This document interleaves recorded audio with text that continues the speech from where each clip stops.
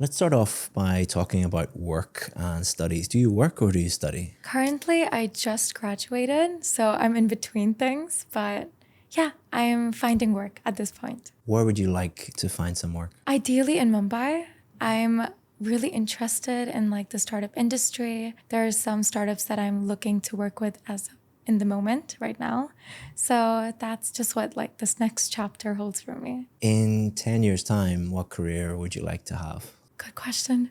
I really feel strongly about philanthropy and education specifically.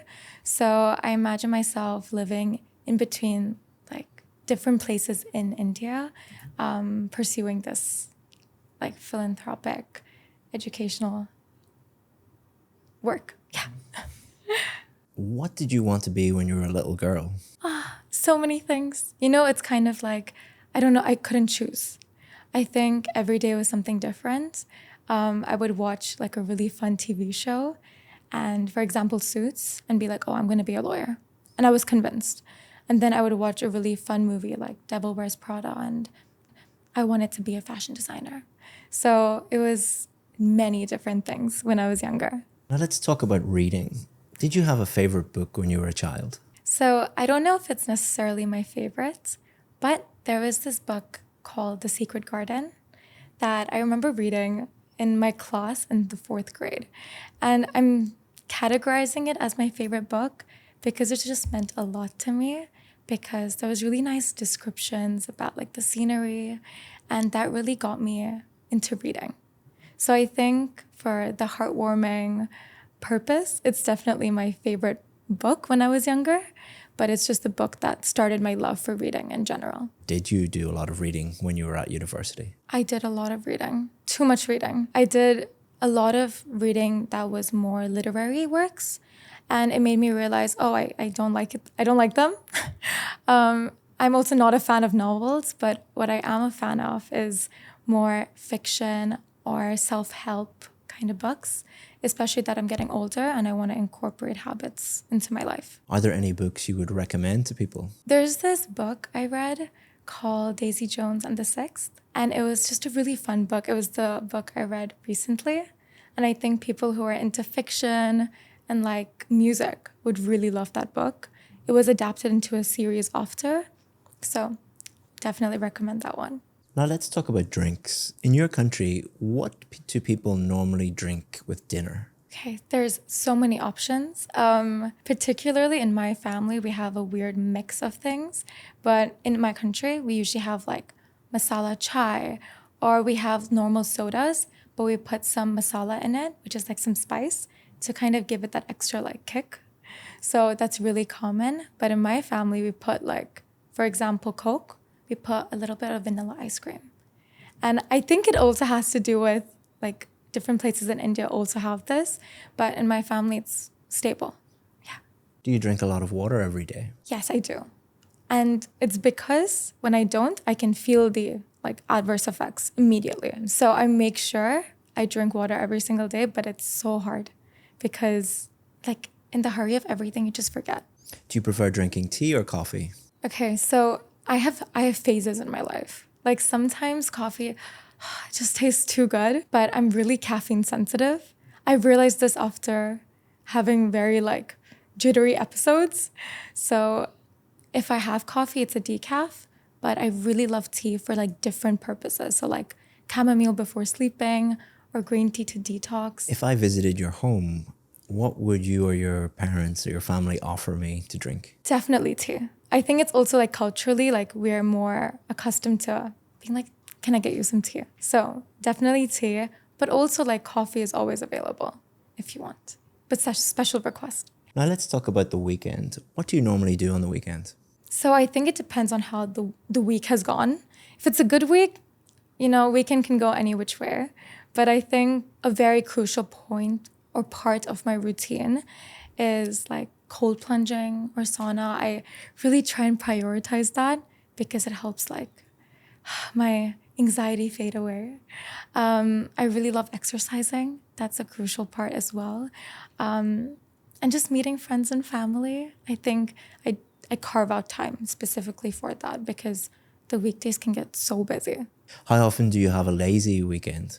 Very often. Like most mornings are like they begin very lazily. And when it comes to lazy weekends, I don't really thrive on lazy weekends because then I kind of fall into like a rut. So I try to be lazy enough, but not too lazy. Do you think that your weekend schedule will change as you grow older? I definitely think so. I think that the more I'm using a lot of energy during the week and maybe doing tasks that don't give me energy, that are more draining, I will need time to recuperate like during the weekends. So the more I'm a little bit forced to do things I'm not particularly happy about, I think the more lazy weekends I need. The last time I had to do something in a hurry was quite recently. I think around a month ago, I moved out of where I was living, and it was in a different country. So what that meant is I had to pack my whole life into 2 suitcases since I was moving back home. And the reason it was all left to the last minute was because I had just went on a trip with my boyfriend to Mexico.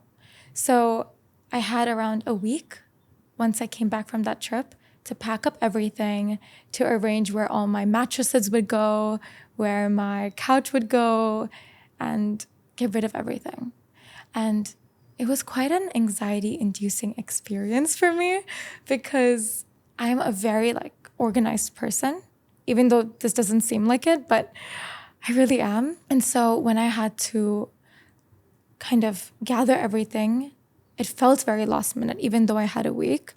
And I think till the last hour, I had to leave to go to the airport. I was packing things up. But thankfully, I had a really good group of friends that were with me, blasting music, helping me pack, made it like a really fun, enjoyable experience. And I think that really helped also get some momentum to pack. Otherwise, I was feeling really lazy about it. And I think even after I left some things behind. But my friends went back to my apartment, helped me get rid of it. So it was definitely a team effort. It takes a village. We've been discussing an occasion when you had to do something in a hurry, and we're going to talk about time management, arriving late, managing time, things like that. Do you think it's acceptable to arrive late when meeting a friend?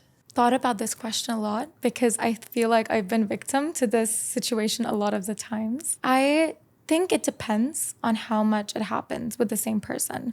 But I think there's obviously some unforeseen circumstances that can arise.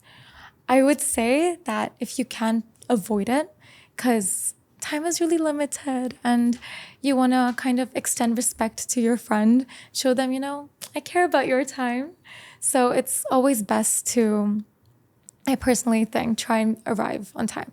Should there be any negative consequences for people who arrive late for work? Again, it kind of, what I said before bleeds into this answer a little bit because I think it's depending on how recurring is your situation. If there's a certain circumstance that happens every morning, maybe, you're a parent that has to take care of your child, then I think the company should allow for this situation to happen and not give such extreme consequences. I think they should be more accepting and understanding. But I think if it's just because, you've been waking up late, for companies, even though I would be like, it's okay. I think, time is money, especially nowadays in like this corporate capitalistic world. So unfortunately, it makes sense for companies to reprimand, but I would say not too much. Now let's talk about managing study time.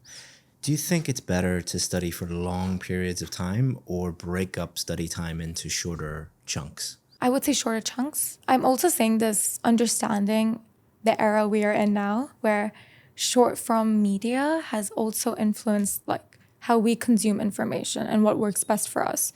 So I think more than what should people do, it's what I feel would be most productive for them.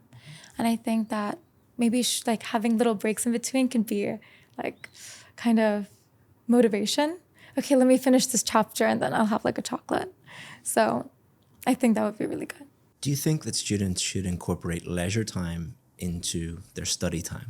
I think so. I recently went to this like virtual VR this experience where I was learning about the Titanic buy like a VR headset and this. So I found it like a really fun experience.